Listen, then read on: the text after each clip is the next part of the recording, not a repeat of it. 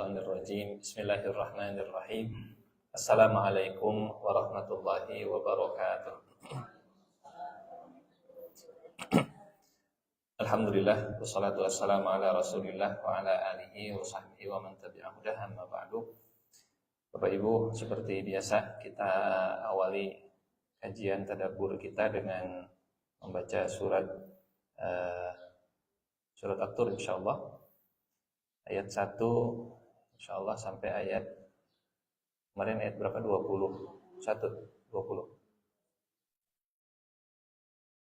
Tambahan ayat ayat nomor 2 hiji. Baik. A'udzu billahi minasy syaithanir rajim.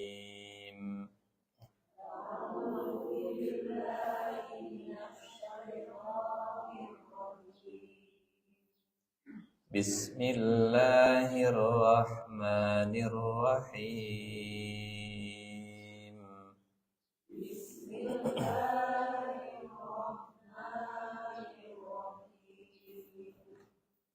Wat-tur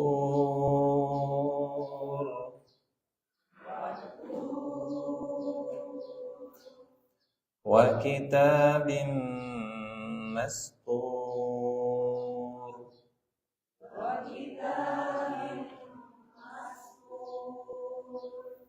fi raqqim manshur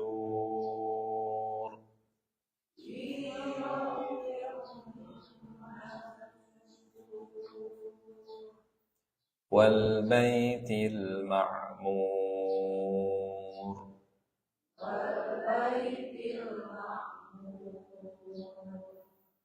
was saqfil marfu'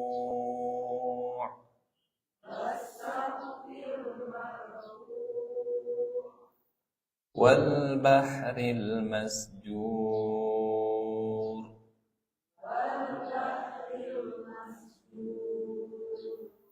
inna 'adzaba rabbika lawaqi'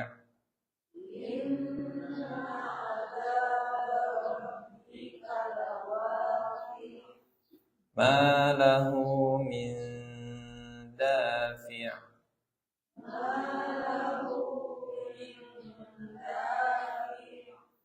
yawma tamurus samaa'u mawra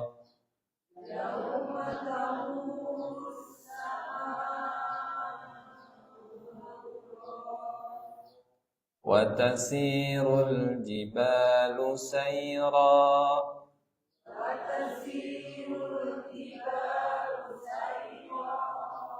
fawailun yawma idzil lil mukazzibin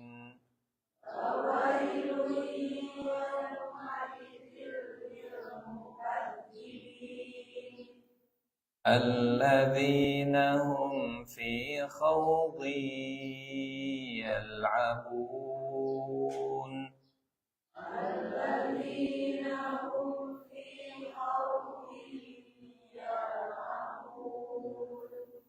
yawma yud'auna ila nari jahannam da'a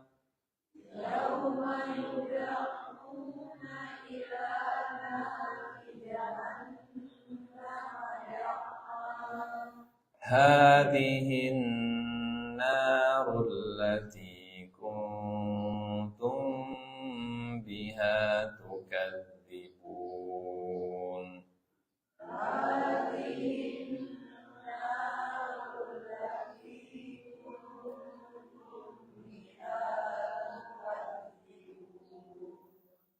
Afasihrun hadza am antum la tubsirun.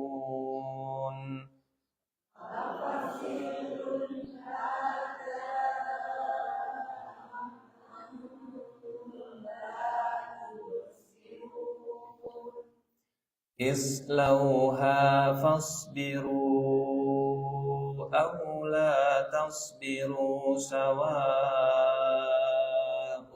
alaikum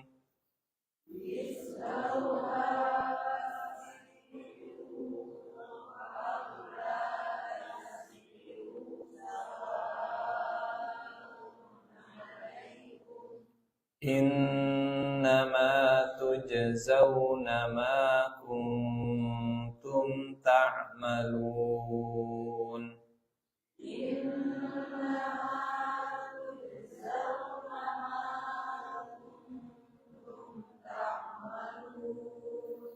Innal muttaqina fi jannatin wa na'im.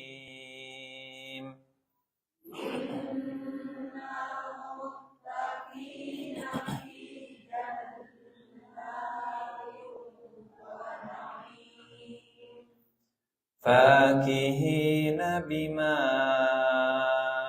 atahum rabbuhum wa waqahum rabbuhum adzabal jahim.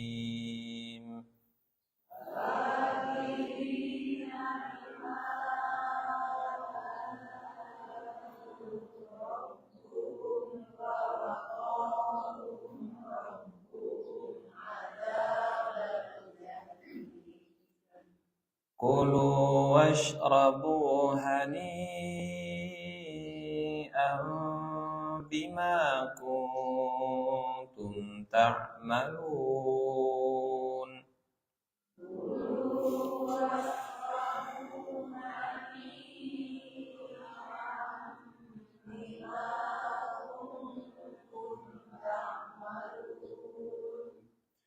Muttaki'ina ala sururin masfufah.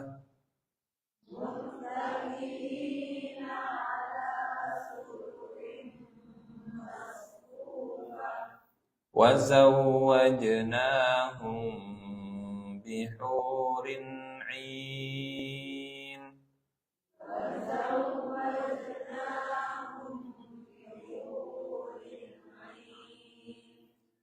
والذين آمنوا واتبعتهم ذريتهم بإيمان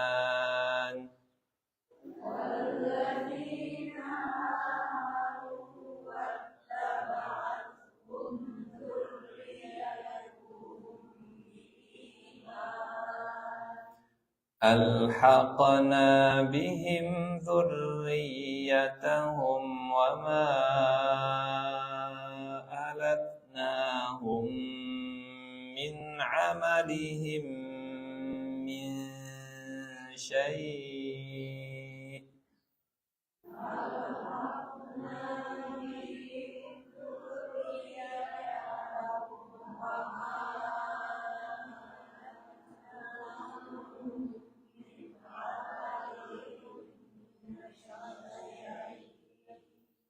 Kullu mri'in bima kasaba rahin.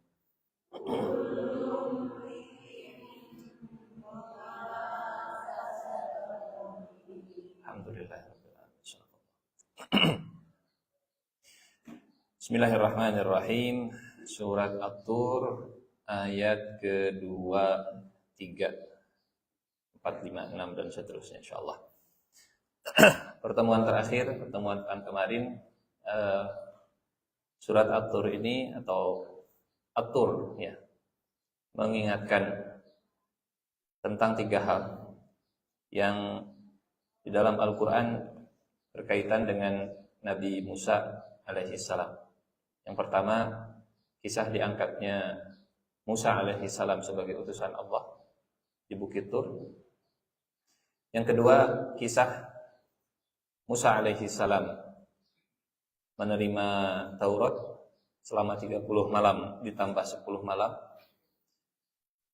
Yang terakhir, Bukit Tur juga mengingatkan tentang kisah 70 Bani Israel yang diajak oleh Nabi Musa untuk bertemu dengan Allah Subhanahu wa taala. Kemudian Allah mengingatkan kepada mereka tentang kedatangan Nabi akhir zaman. Betul ya? Sudah sampai situ? Nabiyul ummi alladhi yajidunahu maktuban indahum fit Taurat falladzina azzaruhu di surat Al-Anfal.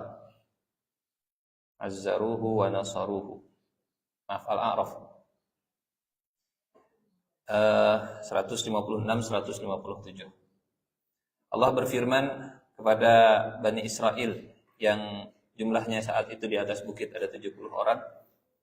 Siksaku akan kutimpakan kepada siapapun yang aku kehendaki, dan rahmatku meliputi segala sesuatu.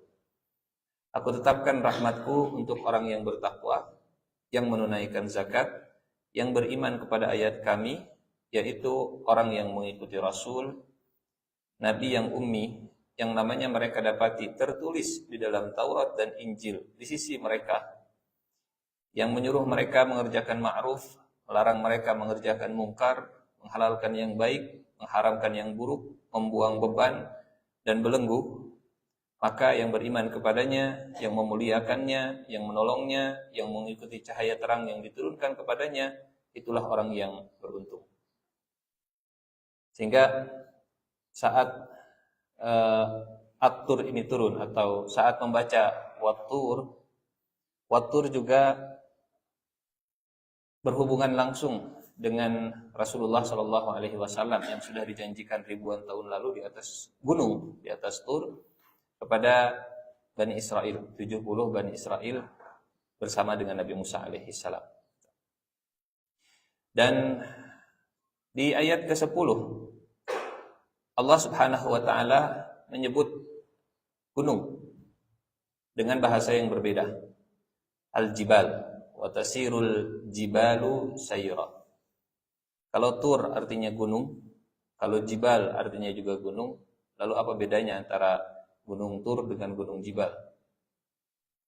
Dalam kamus bahasa Arab, kalau gunungnya penuh dengan pepohonan disebutnya Tur. Kalau gunungnya bersih dari pohon, seperti gunung yang ada di Mekah, di Madinah, namanya Jabal. Jadi gunung berhutan, gunung yang rimbun, bahasa Arabnya Tur, dan gunung yang bersih dari pepohonan namanya Jibal. Wat-Tur, demi gunung Tur, demi bukit yang yang rimbun, yang berpohon. Wa kitabin mastur fi raqqin mansyur. Wa kitabin, dan demi kitab masturin yang tertulis. Nanti kita telusuri kata demi katanya. Wa kitabim mastur, dan demi kitab yang tertulis fi raqqim mansyur, pada lembaran yang terbuka. Ayat kedua dan ayat ketiga ini dipisah oleh Allah, meskipun masih dalam satu kalimat kalau dalam bahasa Indonesia begitu ya, masih dalam satu sumpah. Wa kitabim masturin fi raqqim mansyur, dan demi kitab yang ditulis pada lembaran yang terbuka. Tentu kalau Allah memisahkan satu kalimat menjadi dua ayat, maka ya pertama ayat itu bukan berarti tuntasnya satu kalimat menurut bahasa kita. Dan setiap ayat, bahkan setiap kalimat, bahkan setiap kata, bahkan setiap huruf dalam Al-Quran punya rahasia tersendiri di belakangnya. Kenapa Allah memisahkan? Karena Allah ingin kita fokus kepada masing-masing ayat, mentadaburi setiap ayat. Wa kitabim mastur, ayat tersendiri, tadabur tersendiri. Fi raqqim mansyur, juga kisah tersendiri. Wa kitabin, dan demi kitab. Kataba yaktubu artinya menulis. Menulis zaman sekarang tentu berbeda dengan menulis zaman dulu. Zaman dulu orang nulis di batu. Kalau sekarang nulis di gadget, ketak-ketik bisa diedit lagi. Ya. Sudah nulis satu paragraf, tapi pikiran berubah, bisa langsung dihapus. Walaupun sudah ketahuan is writing, sedang menulis. Delete lagi. Menulis zaman sekolah pakai sekarang seperti yang dilakukan Bapak Ibu. Pakai pulpen. Kalau salah, cara coret di tip X. Cara coret dulu baru di tip X, karena kalau langsung di tip X masih kebaca di belakang. Nulis pakai pensil masih bisa dihapus. Tapi menulis zaman dulu di atas batu, ya, di atas batu, di atas kulit, di atas batu zaman dulu. Sekali tertulis sudah jadi ketetapan, nggak bisa diedit lagi kecuali dengan batu yang baru. Ini makna kataba dalam sejarah bahasanya, menulis yang sekali tulis langsung jadi. Sehingga dalam Al-Quran kataba juga diartikan diwajibkan. Ya ayyuhalladzina amanu kutiba alaikumul qital, kutiba alaikumus siyam.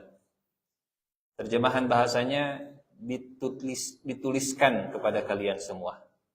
Karena nulisnya di atas batu, karena sudah tetap dan tidak bisa diedit, direvisi, maka ini tulisan yang sudah jadi ketetapan tanpa ada perubahan sama sekali. Kutiba diartikan diwajibkan. Wa kitabin, dan demi kitab yang ditulis dan tidak ada perubahan. Masturin, ini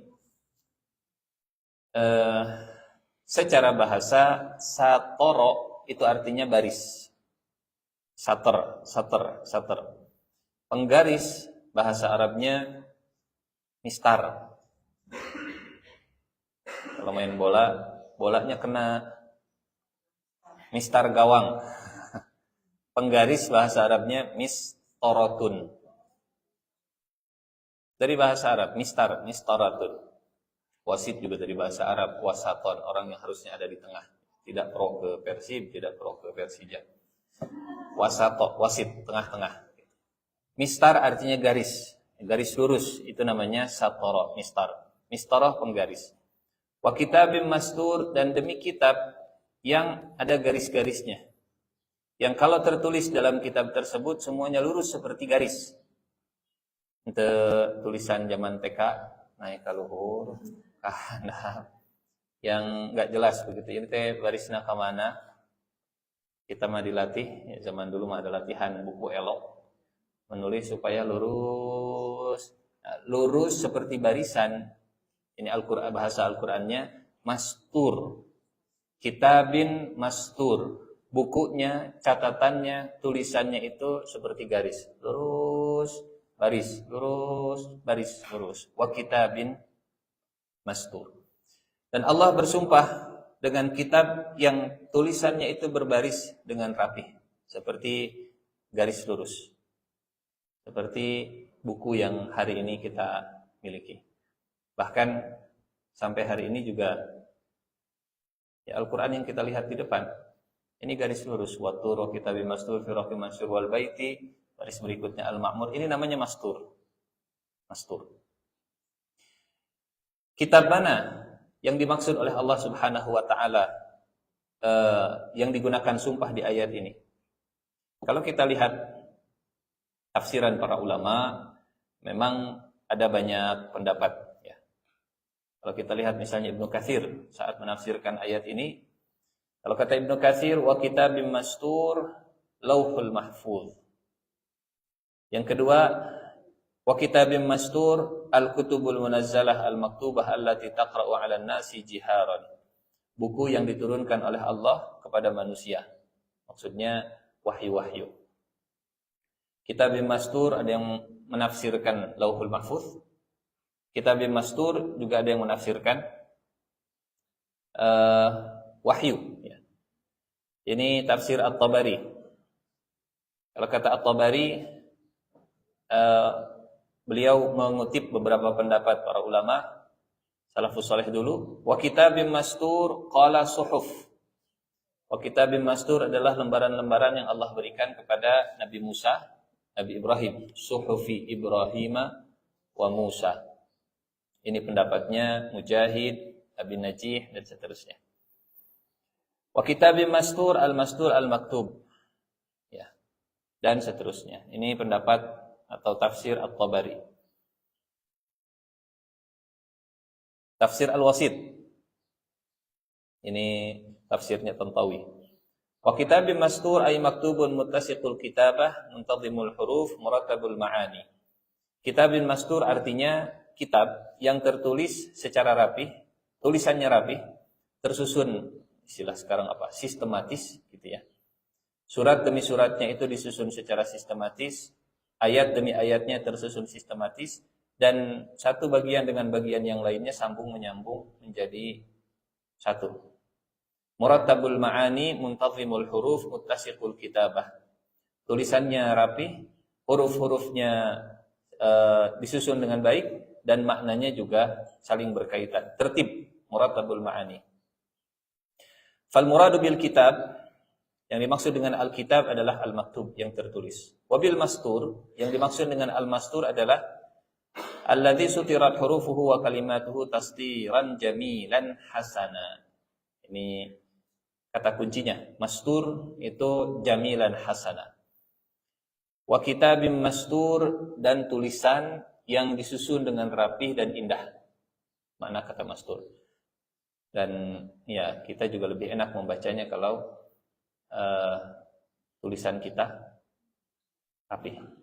Kecuali memang sengaja untuk resep beda deh itu. Mana gitunya, yang satu gede satu kecil. Wal azhar, menurut Tantawi, Imam Tantawi, Syekh Tantawi dalam kitab Tafsir Al-Wasitnya, wal azhar anna al-maqsuda bihil Qur'anul Karim. Menurut beliau, kitabim mastur itu Al-Qur'anul Karim. Meskipun saat Al-Quran turun ke Nabi Muhammad SAW, Al-Quran tidak diterima oleh Nabi dalam bentuk kitab yang tertulis. Ya. Tapi kita sampaikan dulu pendapat beberapa ulama tafsir. Li'anna Allah Ta'ala qad aqsama bihi katsiran. Karena Allah banyak bersumpah di dalam Al-Quran dengan Al-Quran itu sendiri. Wa min dzalika qaulihi subhanahu hamim wal kitabil mubin yasin wal Qur'anil hakim. Di antaranya surat Hamim. Hamim demi kitab yang nyata, Yasin demi Quran yang bijaksana. Waqila, dan pendapat yang lain mengatakan bahwa wa kitabim mastur yang dimaksud adalah jinsul kutubis samawiyatil munazzalah. Kitab-kitab langit yang diturunkan, wahyu yang turun kepada nabi-nabi sebelum Muhammad sallallahu alaihi wasallam. Waqila, dan ada juga yang berpendapat sahaiful a'mal. Buku lembaran-lembaran amal manusia. Kita mencoba metode yang baru 2025 ini langsung merujuk ke kitab tafsir katanya. Jadi ya kalau selama ini saya coba rangkumkan, nama atahna langsung disuguhkan. Insyaallah setelah sekian tahun kita di kajian tadabbur, mudah-mudahan bisa merangkum sendiri. Wa kitabim mastur, jadi ada berapa pendapat? Nah, para ulama sudah berbeda pendapat juga. Satu, wa kitabim mastur, ada yang mengatakan lauhul mahfuz. Ini kata Ibnu Katsir. Wa kitabim mastur, dan demi lauhul mahfuz, kitab yang di situ tertulis dengan rapi. Pendapat pertama kita temukan di Ibnu Katsir. Pendapat yang kedua, wa kitabim mastur Al-Qur'anul Karim. Al-Qur'anul Karim, ini tafsir Al-Wasit. Pendapat yang ketiga, wa kitabim mastur, semua kitab-kitab yang diturunkan kepada nabi-nabi sebelum Muhammad sallallahu alaihi wasallam. Dari mulai Taurat, Zabur, Injil. Kitabim mastur. Yang keempat, kitabim mastur, semua catatan manusia, perbuatannya yang nanti akan diterima kitabnya itu dengan tangan kanan atau dengan tangan kiri. Fa amma man utiya kitabahu biyamini wa amma man utiya kitabahu wara'a zahri. Ini yang keempat. Qala al-Alusi, al-Alusi juga ulama tafsir. Kata Imam al-Alusi, wa kitabim mastur ay maktubun ala wajhil intizam.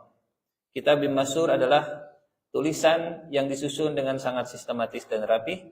Fa inna satra, karena satr dalam bahasa Arab artinya tartibul hurufil maktubah, menertibkan huruf-huruf yang ditulis. Jadi kalau huruf A ukurannya 3 cm, nanti huruf C juga 3 cm, itu namanya satr dalam bahasa Arab, mastur. Lurus seperti mistar gawang, tidak belak-belok. Wal muradu bihi ala ma qala al-Farra. Kata Imam Al-Farra, al-kitabul ladzi tuktabu fihi al-a'mal. Kitab yang di situ tertulis catatan amal manusia. Malaikat kalau nulis tulisannya rapi. Wa yu'tahu al-'abdu yaumal qiyamati bi yaminihi aw bi shimalihi, yang kemudian diberikan kepada hamba pada hari kiamat dengan tangan kanan atau tangan kirinya. Wa qala al-Kalbi, Imam Al-Kalbi dengan tegas menyebut Taurat. Kalau tadi ada yang menyebut semua kitab yang diterima oleh Nabi, saya sendiri secara pribadi lebih cenderung Taurat. Kenapa? Karena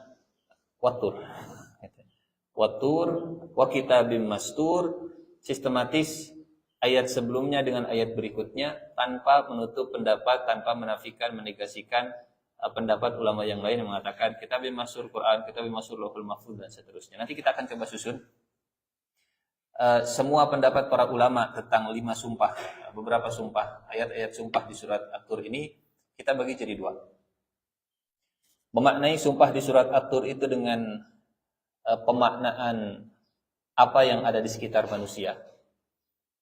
Artinya makhluk-makhluk Allah yang ada di dunia. Wattur wa kitabim mastur fi raqim mansyur wal baitil ma'mur was saqfil marfu wal bahril masjur. Semua yang bisa dilihat oleh mata, semua yang ada di dunia, di bumi ini, dekat dengan bumi. Atau juga bisa dimaknai Wattur wa kitabim mastur fi raqim mansyur wal baitil ma'mur was saqfil marfu wal bahril masjur. Jadi mata kita bisa melihat ke bawah, mata kita juga bisa melihat ke atas. Kalau melihat ke atas, wa kitabim mastur artinya Lauhul Mahfuz. Melihat ke atas, wa kitabim mastur artinya perbuatan amal manusia nanti di akhirat. Kalau melihat ke bawah, wa kitabim mastur Quran. Wa kitabim mastur Taurat, wa kitabim mastur Injil yang dipegang oleh Nabi Musa, Nabi Isa. Ini kalau melihatnya ke bawah. Wa kitabim mastur fi raqim mansyur wal baitil ma'mur. Wal baitil ma'mur kalau melihatnya ke bawah Ka'bah. Kalau melihatnya ke atas wal baitil ma'mur Ka'bahnya para malaikat. Was-saqfil marfu' dan demi atap yang ditinggikan. Kalau melihatnya ke bawah, oh itu langit yang ada di atas kita. Kalau melihatnya ke atas, itu Sidratul Muntaha. Atap yang ditinggikan dari semua atap. Wal bahril masjur, kalau melihatnya ke bawah, lautan dan samudra yang ada di muka bumi. Wal bahril masjur, kalau melihatnya ke atas, di atas Sidratul Muntaha ada laut, karena arasy Allah itu di atas air. Wa kana arshuhu 'alal ma. Di surat apa itu? Wa kana arshuhu 'alal ma, surat Hud kalau saya tidak salah. Ayat ke-7. Wa huwa alladhi khalaqas samawati wal arda fi 6 ayyamin wa kana arshuhu 'alal ma. Dan singgasananya Allah itu di atas 'alal ma. Jadi Sidratul Muntaha, tembus lagi. Ada bahril masjur, ada lautan yang begitu luas. Di atas lautan ada singgasana Allah Subhanahu wa taala. Wa kana 'arshuhu 'alal ma. Jadi kalau air itu bisa, punten ini mah ilustrasinya saja untuk memudahkan membayangkan kok bisa ada air di atas sana. Kita melihat ke atas ada awan, itu juga air semua. Oke. Istana di atas awan sudah menjadi imajinasi manusia. Orang bisa membangun tempat tinggal istana gitu di atas awan. Ini kalau kita membagi makna sumpah di surat At-Tur, satu melihat ke atas, satu melihat ke bawah. Wattur wa kitabim mastur, dan demi kitab yang ditulis. Dari semua pendapat ulama tafsir, saya memilih pendapat Al-Kalbi. Kitabim mastur adalah Taurat. Dan demi kitab Taurat yang diterima oleh Nabi Musa dalam keadaan tertulis, rapih dengan barisan-barisannya. Karena di surat yang lain, di surat Al-A'raf yang pekan kemarin kita sampaikan, Nabi Musa menerimanya dalam bentuk alwah. Alwah itu prasasti. Kalau sekarang mungkin alwah itu seperti tablet, begitunya. Tablet tapi di situnya ada, bukan tablet yang diminum. gadget, tablet kita, tab kita. Ini diterima oleh Nabi Musa. Wa kitabim mastur, dan demi kitab yang diterima di Bukit Tur oleh Musa. Dalam kitab tersebut tersusun dengan tulisan yang rapih, baris-baris yang rapih. Ayat yang ketiga, fi raqqim mansyur. Tulisan ini pada lembaran. Raqqin dari kata raqiqun. Raqiq, riqqah. Artinya yang tipis, yang ringan, yang lembek, yang lunak. Karena sebagian ulama menerjemahkan raqqin, ada yang menerjemahkan raqqin artinya al-jild. Raqqin artinya al-jild itu apa? Ini rada cari yang pendek dulu tafsirnya. Fi raqqin warraqqu bil fathi kullu ma yuktabu fihi min alwahin wa ghairihi wa asluhu al-jildur raqiq. Ar-raq dengan fathah, karena kalau dengan kasroh artinya jadi budak. Riqqun artinya perbudakan, raqqun artinya semua lembaran-lembaran. Beda fathah, beda arti. Pakai fathah buku, pakai fathah kulit, pakai fathah tempat untuk menulis, pakai kasroh budak. Gitu. Warraqqu bil fathi, dan raq kalau menggunakan fathah, kullu ma yuktabu fih, semua yang bisa ditulis di atasnya. Maka ini juga rakun, kalau kita bisa menulis di sini. Apalagi kalau ada pulpennya, tablet itu rakun dalam bahasa Al-Quran. Rakin, semua yang bisa ditulis di atasnya, min alwahin wa ghairiha. Baik dalam bentuk prasasti, dalam bentuk kulit, dalam bentuk buku. Wa asluhu, dan aslinya, rakun itu al-jildur raqiq alladhi yuktab alaih. Al-jild artinya kulit. Kulit yang tipis yang bisa ditulis di atasnya. Zaman dulu orang nulis tidak di atas kertas, tapi nyembelih domba, nyembelih sapi, nyembelih kambing, kulitnya dipakai untuk dan tulisan di atas kulit itu jauh lebih awet. Jauh lebih long lasting gitu ya.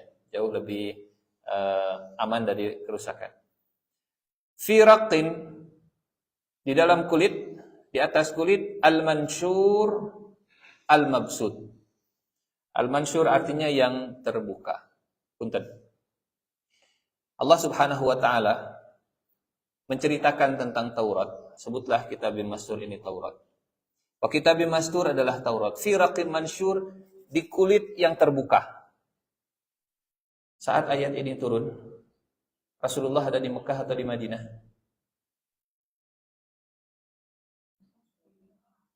Surat ini surat Madani atau surat Makki? Surat Makkiyah. Saat ayat ini turun, Rasulullah masih berada di Mekah, belum hijrah ke Madinah. Betul? Dan di Mekah, orang-orang Bani Israel atau orang-orang Yahudi minim, bahkan mungkin hampir tidak ada. Semuanya ada di Madinah. Tapi sejak di Mekah sekalipun, Allah banyak menceritakan tentang Nabi Musa dan Bani Israel. Banyak surat Makkiyah, banyak surat-surat yang turun ke Rasulullah sebelum hijrah, yang isinya tentang Nabi Musa, Bani Israel, Fir'aun. Nabi Musa, Bani Israel, Fir'aun. Nabi Musa, Bani Israel, Fir'aun. Pertama, buat Nabi Muhammad SAW sendiri, beliau itu sedang diingatkan. Yang sedang kau lakukan, dulu juga dilakukan oleh Nabi Musa. Engkau bukan Nabi yang pertama. Dan yang dulu dihadapi oleh Nabi Musa, itu Fir'aun. Yang kau hadapi sekarang, ini pemuka Quraisy, pejabat publik Quraisy, sama seperti yang dihadapi oleh Nabi Musa dulu. Adapun saat Allah berfirman tentang Taurat, fi raqqim mansyur, Bapak Ibu yang Allah muliakan, ini kita kaitkan. Memang satu ayat dengan ayat yang lain itu berkaitan. Yaktumuna.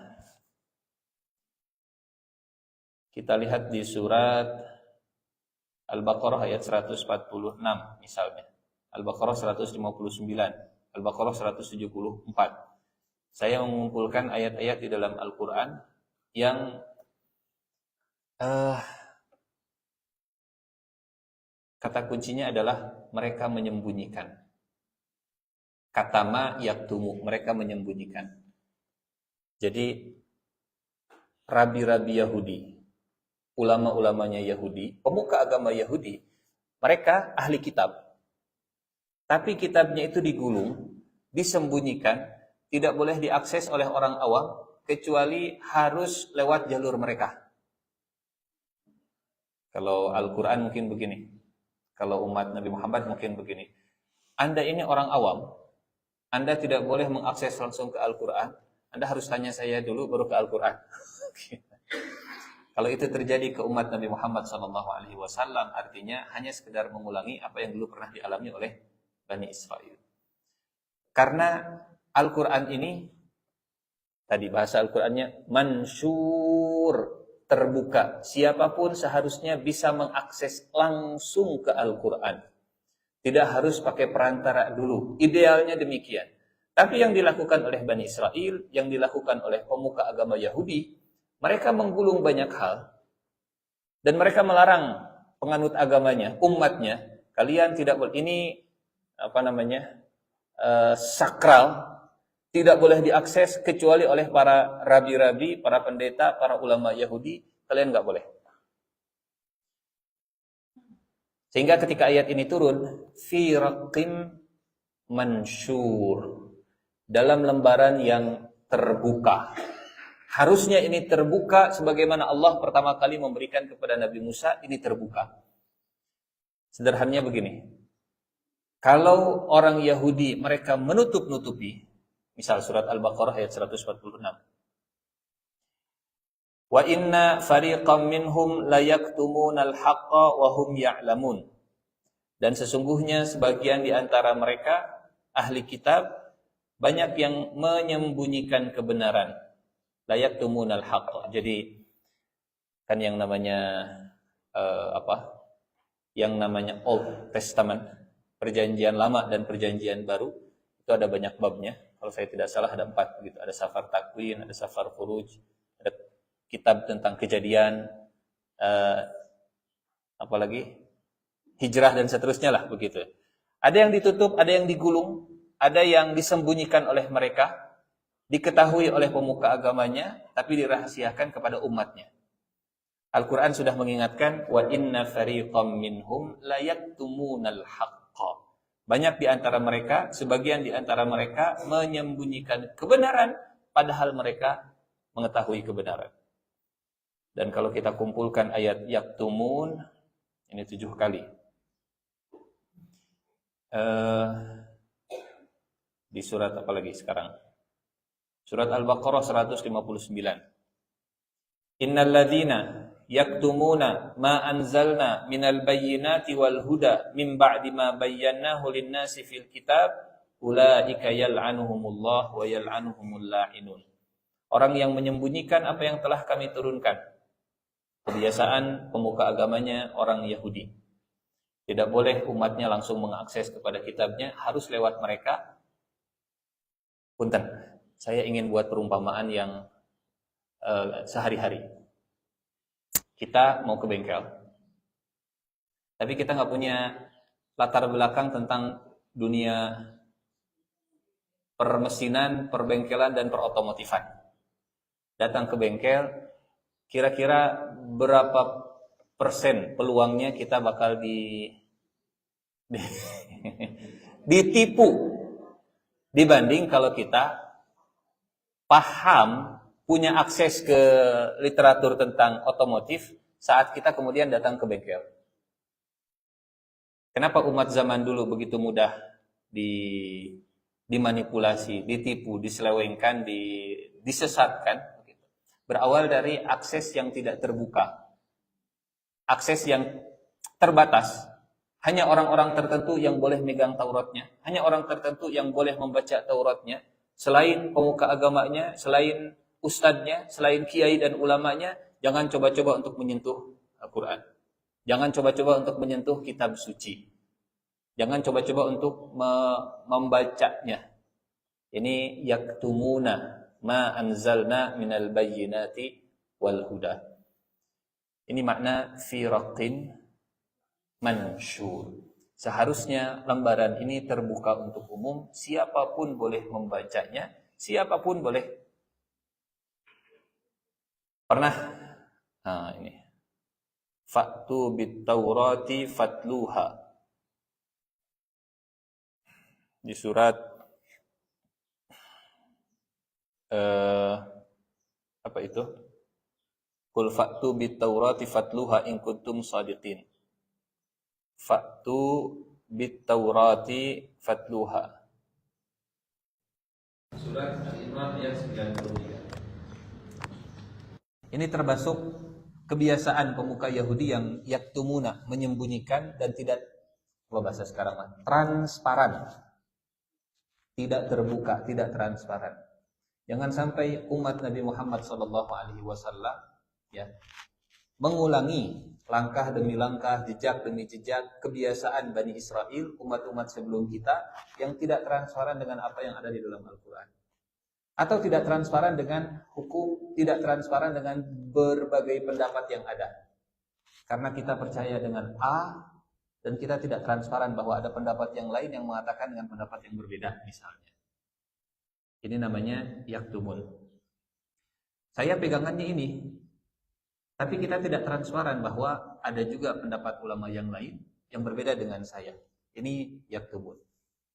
Kullu ta'ami kana halal li bani Israil illa ma harrama Israilu ala nafsihi min qabli an tunazzala at-Taurah. Qul fa'tu bit-Taurah fatluha in kuntum shadiqin.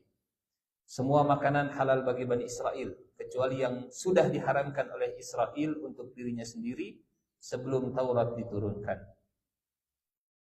Jadi halal dan haram sudah diatur oleh Allah di dalam Taurat dan sebelum Taurat diturunkan.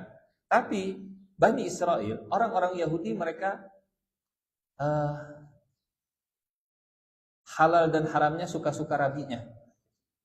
Kalau Bapak Ibu pernah baca berita yang menguasai industri pornografi hari ini adalah orang Yahudi, dan banyak di antara mereka adalah pemuka agamanya itu sendiri. Rabi-rabinya menguasai dunia musik, dunia industri pornografi, dunia termasuk dunia keuangan yang itu haram sebetulnya dalam ya, riba haram bahkan di dalam Taurat mereka.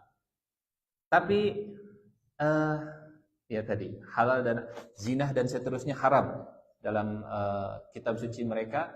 Babi itu haram. Tapi kalau mereka punya industri, punya perusahaan, punya peternakan, kemudian dijual ke yang lain, kemudian Allah perintahkan ke Nabi Muhammad SAW, katakanlah wahai Nabi, fa'tu bit Taurah. Hai orang Yahudi, sini bawa Taurat kalian. Bawa Taurat kalian, semuanya bawa. Perjanjian lama, perjanjian baru, bawa sini. Baca sekarang. Baca semuanya tentang bab yang sedang kalian sebut ini halal, ini haram, sok baca. Fatluha, bawa Tauratnya, baca Tauratnya, in kuntum shadiqin, kalau kalian orang yang jujur, kalau kalian orang yang transparan, tolong bacakan semua ayat tentang yang kalian sebut halal atau yang kalian sebut haram tadi. Dan mereka nggak mau membawakan dan membacakan karena mereka tahu dalam kitab suci ini memang haram. Ini makna mansyur. Seharusnya kitab suci itu tidak disembunyikan. Seharusnya kitab suci itu tidak digulung. Seharusnya kitab suci itu tidak tidak ditutup. Seharusnya kitab suci tidak dibatasi hanya untuk kalangan tertentu yang bisa mengakses. Seharusnya semuanya boleh mengakses. Semuanya boleh membaca. Ustaz, tapi datang hartos. Sekarang sudah banyak kitab tafsir, silahkan dibaca, silahkan di-download, silahkan dibeli. Kajian juga sudah banyak, silahkan didengarkan. Semua boleh dengar, bukan hanya untuk kalangan tertentu. Karena kalau untuk kalangan tertentu, seperti tadi, datang ke bengkel, hanya lulusan STM yang boleh baca buku tentang otomotifan. Kita masih gak ilmu kungfu gitu ya. Jurus rahasia ini hanya diberikan ke mereka yang sudah sampai sabuk non pangluhur nate Sabuk hitam. Sabuk hitam. Balik lagi ke surat At-Tur. Jadi Bapak Ibu yang Allah muliakan, wa kitabim mastur fi raqim mansyur, Taurat yang tertulis dan terbuka, kemudian digulung, ditutup, disembunyikan oleh orang-orang Yahudi. Wal baitil ma'mur. Yang ketiga, wal baitil ma'mur, dan demi baitul ma'mur. Al bait secara bahasa artinya apa? Baitun bahasa Arab, bahasa Indonesianya rumah. Apa bedanya baitun dengan sakan? Terjemahan bahasa Indonesianya rumah juga. Contoh, wahai para semut, masuklah kalian ke dalam sakan kalian, masuklah kalian ke dalam rumah-rumah kalian, masuklah kalian ke dalam sarang kalian. Rumah kalau diterjemahkan ke bahasa Arab ada sakan, ada bait, ada manzil, ada dar.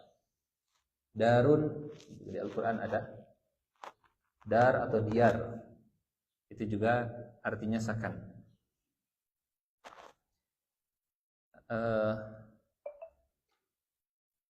Ya, nanti kita cari. Darul akhirah, zikrad dar.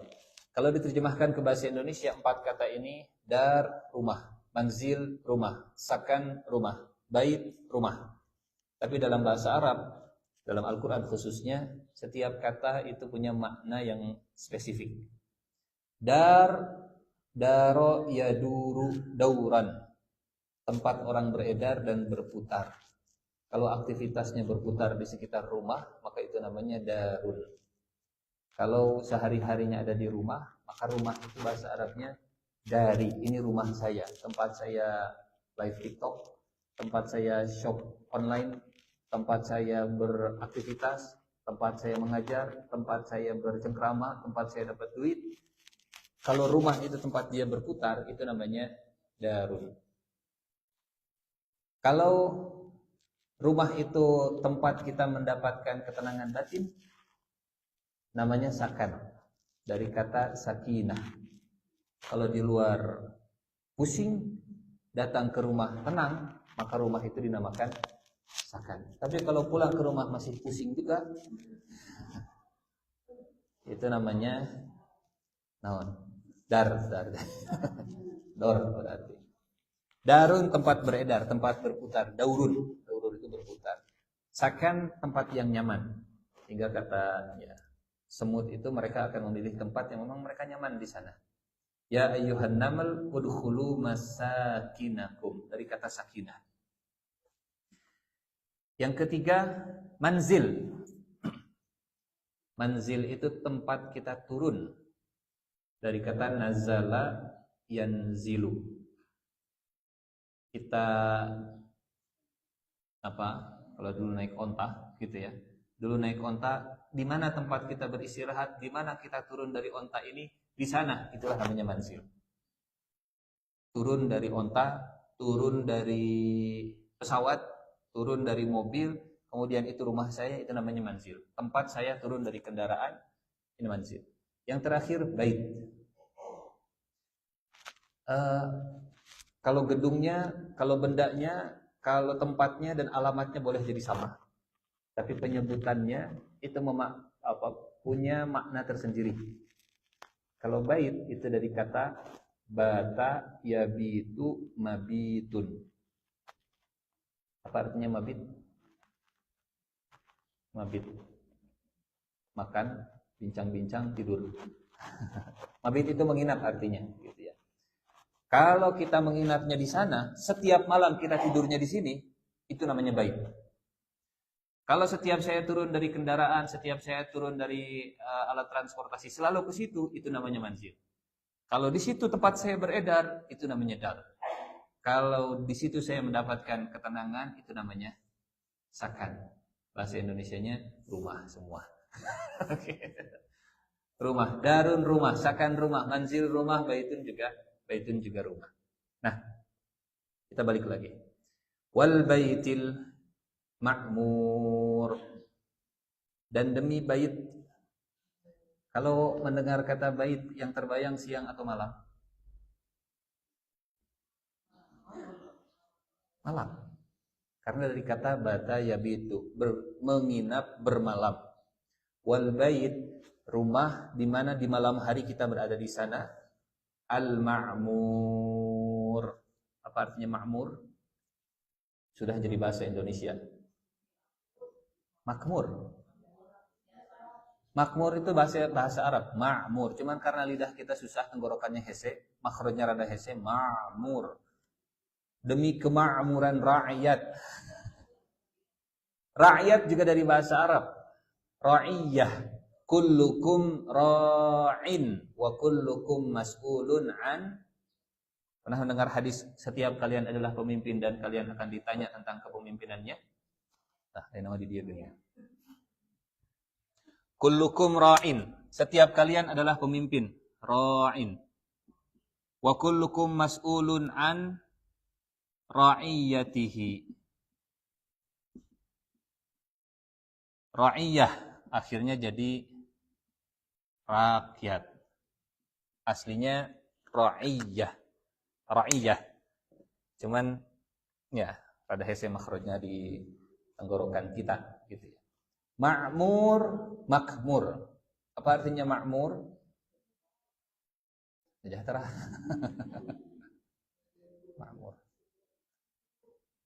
Makmur itu rame. Rame. Ini masjid sangat makmur. Memakmurkan masjid. Apa artinya? Ramaikan masjid. Bukan mensejahterakan. Kemakmuran itu artinya keramaian. Memakmurkan rumah Allah. Makmur itu artinya ramai. Memang. Di mana ada keramaian, di situ biasanya banyak kesejahteraan.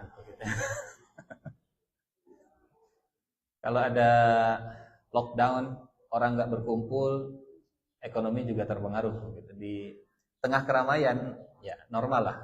Di mana ada macet, di situ pasti ada yang tahu apa. Macet makin panjang, penjual makin banyak. Tapi kalau jalan lancar, jarang yang lewat, ya ekonomi juga nggak berjalan di sana. Makmur, mungkin dari situ filosofinya kenapa makmur jadi. Kemakmuran artinya keramaian, memakmurkan dan meramaikan. Dan dari kata makmur ada kata umrah. Umrah dengan makmur itu akar katanya sama. Ain, mim, ro. Umrah. Umur. Makmur. Kalau makmur itu yang diramaikan. Bentuk isim maf'ul dari kata amaro ya'muru. Isim maf'ul itu objek gitu ya. Bentuk objek dalam bahasa Arab maf'ulun. Yang dipukul bahasa Arabnya madrubun. Yang diminum bahasa Arabnya mashrubun. Yang dimakan bahasa Arabnya makulun.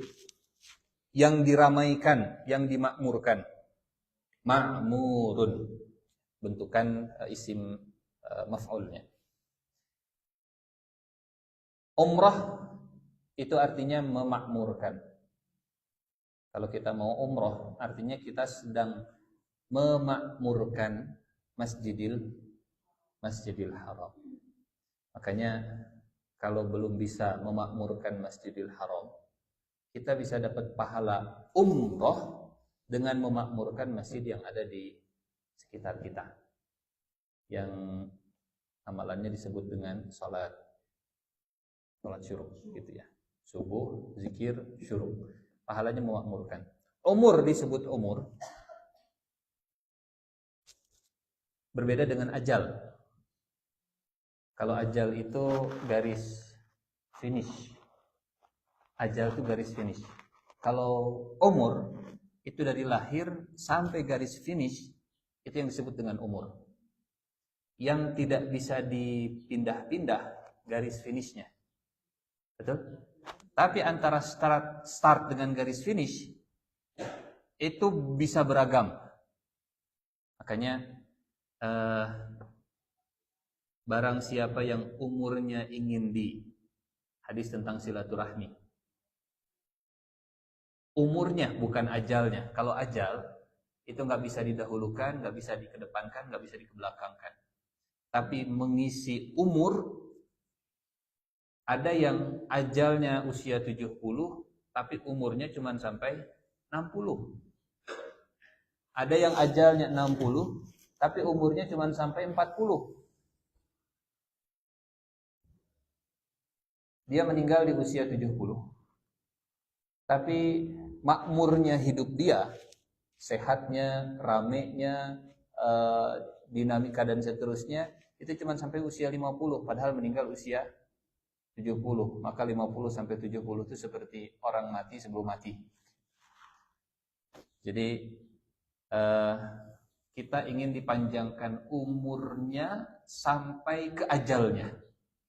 Kalau ajal nggak bisa ditarik mundur, nggak bisa ditarik, nggak bisa dibundurkan. Kalau umur itu yang mengisi, apa bahasa kita, usia begitu ya. Antara start sampai finish itu namanya umur. Di surat Nuh. Di surat berapa? Surat Nuh. Surat ke-71.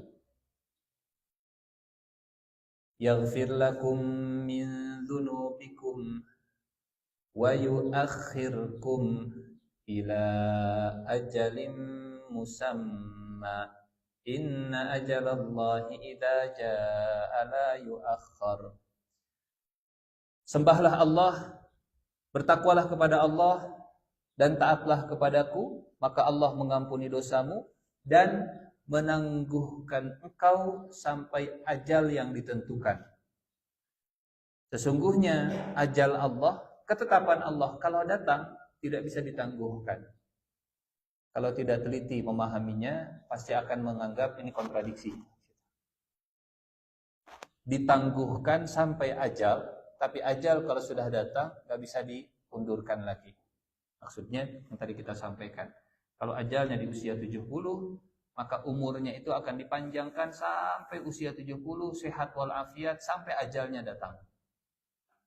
Sampai ajalnya datang. Karena tidak sedikit kita juga menemukan ajal usia 70, tapi di usia 40 sudah tidak makmur lagi. Sudah nggak bisa beraktivitas lagi, sudah bed rest, sudah nggak bisa kemana-mana. Ini yang dimaksud dengan memperpanjang umurnya sampai menangguhkan sampai ke ajalnya.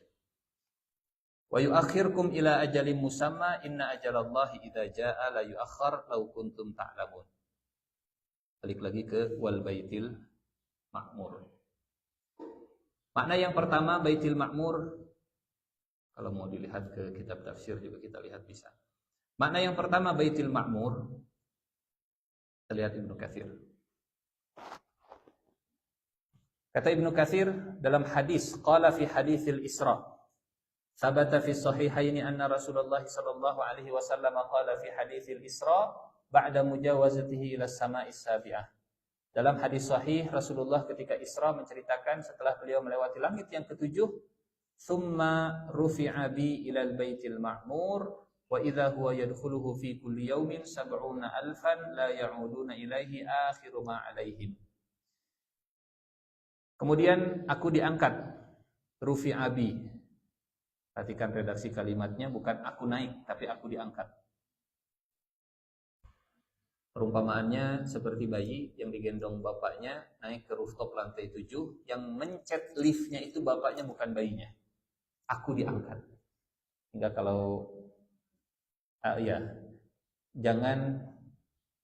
jangan gagal fokus dengan peristiwa Isra Mi'raj. Fokusnya bukan tentang Nabi Muhammad, fokusnya tentang kekuatan Allah dalam mengangkat dan memperjalankan Nabi Muhammad sallallahu alaihi wasallam. Rufi'a bi, bukan thumma rafa'tu. Kalau rafa'tu saya naik. Kalau rufi'a bi saya dinaikkan. saya diangkat. Kemudian saya diangkat ke Baitul Ma'mur. Apa itu Baitul Ma'mur? Wa idza huwa yadkhuluhu. Baitul Ma'mur ini dimasuki fi kulli yaumin, setiap hari, sab'una alfan, 70.000 malaikat. La ya'uduna ilaihi, dan yang 70.000 itu tidak kembali lagi ke Baitul Ma'mur akhiru ma alaihim, sekalipun dari awal sampai akhir nggak ada yang bisa kembali. Ini artinya makmur. Apa itu makmur? Ramai. Setiap hari kuotanya penuh. Kalau pakai kuota begitu ya. Setiap hari Masjid Darussalam itu full barisannya. Dan yang sudah pernah datang besok nggak bisa datang lagi. Itu namanya Baitul Ma'mur. Setiap hari Baitul Ma'mur dimasuki, dikunjungi, didatangi oleh 70.000 malaikat. Setiap hari 70.000. Sekarang dikali sudah berapa hari? Dikali 70.000. Untuk menggambarkan seberapa banyak jumlah malaikat yang sudah diciptakan oleh Allah Subhanahu wa Ta'ala. Jadi disebut makmur karena gak pernah sepi, disebut makmur karena kuota selalu terpenuhi, disebut makmur karena yang sudah datang gak bisa balik lagi, kuotanya terbatas. Ya. Sab'una alfan la ya'uduna ilaihi akhiru ma'alaihim, yakni yata'abbaduna fi, ini penjelasan Ibnu Katsir. 70.000 malaikat masuk ke dalam Baitul Ma'mur itu, yata'abbaduna fi, mereka ibadah di dalamnya, wa yatufun, dan mereka juga tawaf, kama yatufu ahlul ardi bi ka'batihim kadzalika dzakal bait, sebagaimana penduduk bumi tawaf di Ka'bahnya, seperti itu juga para malaikat tawaf di Baitul Ma'mur. Huwa ka'batun ahlus sama. Ini Ka'bahnya penghuni langit yang ketujuh. Walihadza wajada Ibrahimul Khalil alaihi salam musnidan dhahrahu ila al-Baitil Ma'mur. Itu sebabnya Rasulullah menemukan Nabi Ibrahim di langit yang ketujuh ini bersandar punggungnya ke Baitil Ma'mur. Li'annahu, luar biasa. Li'annahu banil Ka'batal ardiyah. Kenapa Nabi Ibrahim ditemukan oleh Nabi Muhammad ketika Isra Mi'raj bersandar ke Baitul Ma'mur? Karena Nabi Ibrahim adalah yang mengangkat fondasi atau yang membangun Ka'bah yang ada di bumi. Wal jazaa'u min jinsil amal. Dan balasan perbuatan itu sejenis dengan pekerjaan yang dia lakukan. Balasannya selalu sejenis. Membangun masjid, membangun rumah Allah, maka di surga akan dibangunkan istana. Sejenis. Menyakiti hati orang lain, sejenis nantinya, begitu ya. Merusak kehormatan orang lain, sejenis. Membuat panas hati orang lain, sejenis. Menghancurkan perasaan orang lain, sejenis, dia akan merasakan. In ahsantum li anfusikum wa in asatum falha. Wa huwa bihiyalil Ka'bah. Kata Ibnu Katsir, posisinya Baitul Ma'mur itu persis di atas Ka'bah.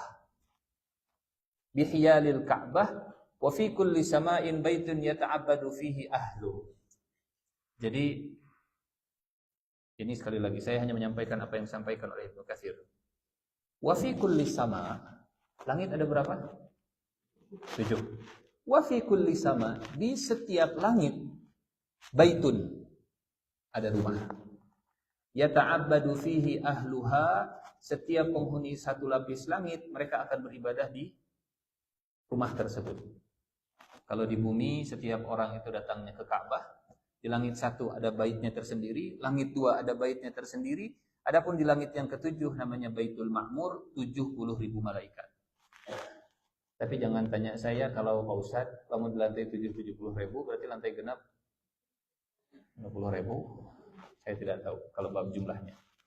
Wa fi kulli sama'in baitun yata'abbadu fihi ahluha. Setiap langit ada rumahnya, ada masjidnya, rumah Allahnya. Dan penghuninya mereka ibadah di sana. Wa yusalluna ilaihi walladzi fis sama'id dunya yuqalu lahu Baitul Izzah. Wallahu a'lam. Yang ada di langit dunia namanya Baitul Izzah. Apa itu Baitul Izzah? Baitul Izzah itu tempat di mana Al-Quran diturunkan dari Lauhul Mahfuz sebelum ke Nabi Muhammad SAW. Bapak Ibu yang Allah muliakan,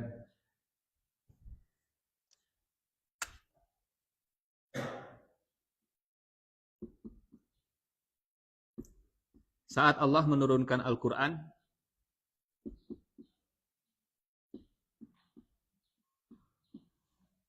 ya, terjemahan bahasa Indonesianya sama. Anzala dengan nazzala. Anzalna dengan nazzalna. Bahasa Indonesianya sama-sama menurunkan. Anzalna kami menurunkan, nazzalna kami menurunkan. Dua-duanya dipakai di dalam Al-Quran oleh Allah Subhanahu wa ta'ala. Inna nahnu nazzalna dzikra wa inna lahu lahafidhun.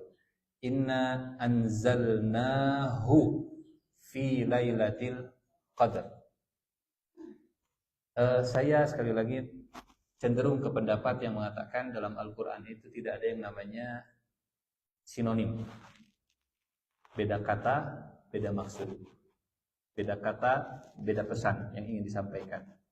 Kalau diterjemahkan sama, mustahil Allah menggunakan kata yang berbeda. Kalau anzala, itu turunnya sekaligus 30 juz, tidak dicicil, tidak dicicil namanya. Terlalu sensitif mendengar kata cicil teh. Tidak bertahap. Turunnya langsung 30 juz dari Lauhul Mahfuz ke Baitul Izzah. Dari Lauhul Mahfuz ke Baitul Izzah ini 30 juz. Dari Baitul Izzah ke Nabi Muhammad SAW ini yang turun secara bertahap. Kenapa dalam Al-Quran ada dua redaksi, anzala dengan nazzala? Karena memang ada dua tahap turunnya Al-Quran. Tahap tengahnya itu di mana? Di Baitul Izzah ini. Dan inilah yang membuat langit dunia itu banyak perubahan. Dialami oleh bangsa jin. Dulu bangsa jin mereka bisa kongkow-kongkow di langit dunia. Dulu bangsa jin mereka punya kafe-kafe. Dulu bangsa jin mereka bisa duduk-duduk, nongkrong-nongkrong, nguping-nguping pembicaraan para malaikat di langit dunia. Dulu. Tapi mereka kemudian banyak yang mati kalau mencoba nongkrong di langit dunia. Di surat Al-Jin, ya. Ayat ke-8. Tadi mulai ayat ke berapa? Ayat ke-8 betul. Wa anna lamasna as-samaa'a fawajadnaha muli'at harasan shadidan wa shuhuba wa anna kunna naq'udu minha maq'ida lis-sam'i faman yastami'il ana yajid lahu shihaban rasada. Kata bangsa jin, dulu kami bisa duduk-duduk di langit. Kami punya tempat khusus di langit untuk mendengarkan berita-berita dari langit. Langitnya bukan langit satu, tapi langitnya langit dunia, Baitul Izzah. Tetapi kata jin, siapa yang sekarang naik ke langit, nguping pembicaraan para malaikat di Baitul Izzah, pasti akan diintai oleh sniper malaikat, ditembak dengan panah api, dan penjagaannya sekarang ketat, kuat, barikadenya luar biasa. Para malaikatnya lebih galak, didatangkan khusus biasanya kalau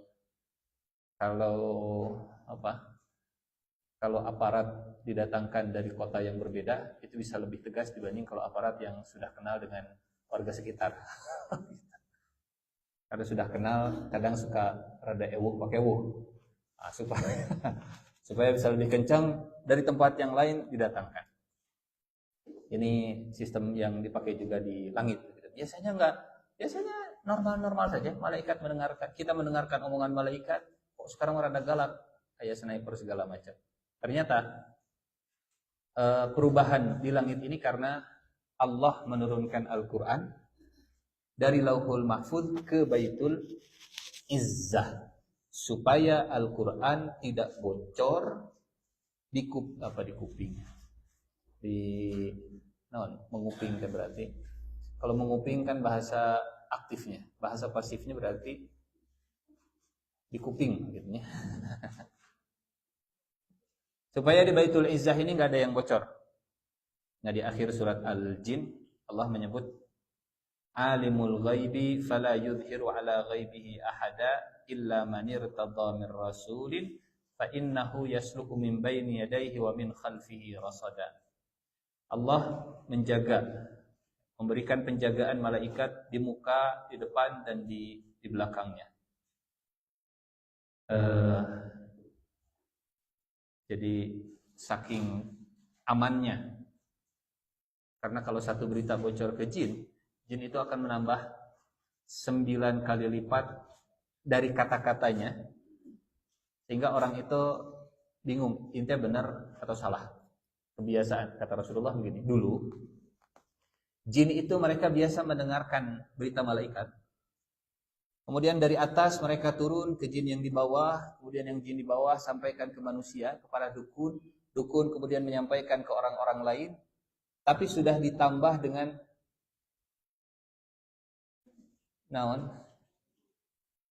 bumbu-bumbu gitu ya. Pernah main pesan berantai? Dari sini sampai ke sana misalnya ada 10 orang. Dari sini misalnya Oha ma anzalna alaikal Qur'ana litashqa. Kaditu nama bisa Allahu Akbar. Bisa beda jauh gitu.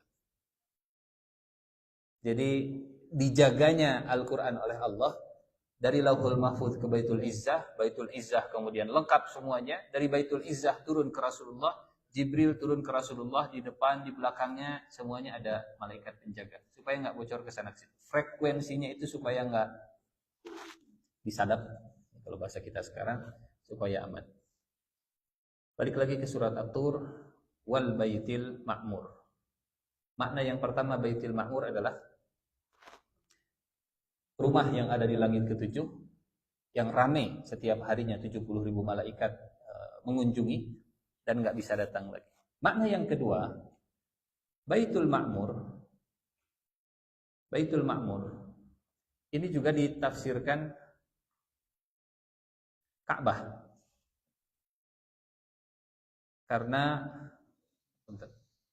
Karena Ka'bah juga Baitullah yang makmur, rumah Allah yang juga dimakmurkan.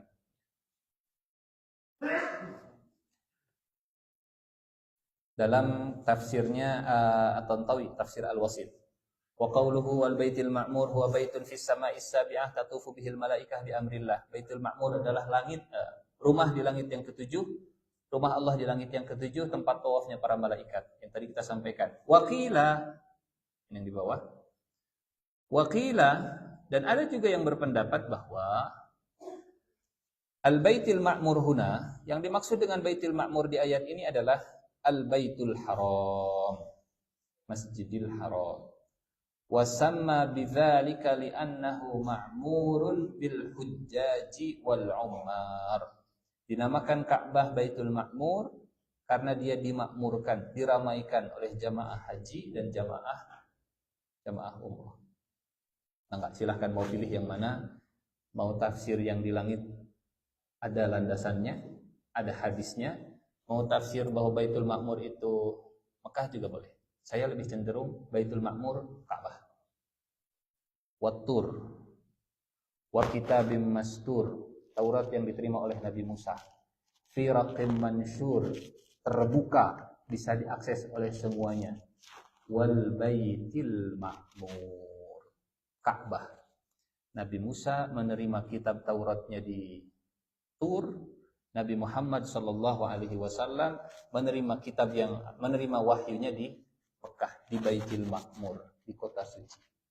Wal baitil ma'mur was-saqfil marfu', dan demi atap yang ditinggikan. Saqfun artinya atap. Ya, saqfun atap, marfu' ditinggikan. Rafa'a mengangkat, marfu'un diangkat. Kalau lihat di kitab tafsirnya, capek ente Bu, Pak? Kalau balik lagi kitab tafsir terus, Alhamdulillah. Wasaqfil marfu, kata Imam Tantawi, kata Syekh Tantawi, as-sama'ul marfu'ah wa sumiyat saqfan likauniha bimathabati saqfi lil ardi. Langit disebut atap karena seperti atap bagi bumi. Di surat yang lain Allah menyebut wa ja'alna as-samaa'a saqfan mahfudha wa hum an ayatiha mu'ridun. Di surat wa ja'alna as-samaa'a saqfan mahfudha, Al-Anbiya ayat 32. Dan kami menjadikan langit itu sebagai atap yang terpelihara. Memang fungsinya atap.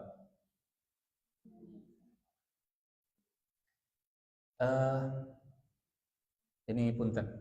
Kalau kita buat ilustrasi seperti rumah, bagian mana di rumah itu yang paling ringan, tapi paling tinggi? Atap itu dibanding dengan pondasi, kalau bicara kekuatan lebih kuat pondasi, lebih kuat dinding, lebih kuat tiang-tiang.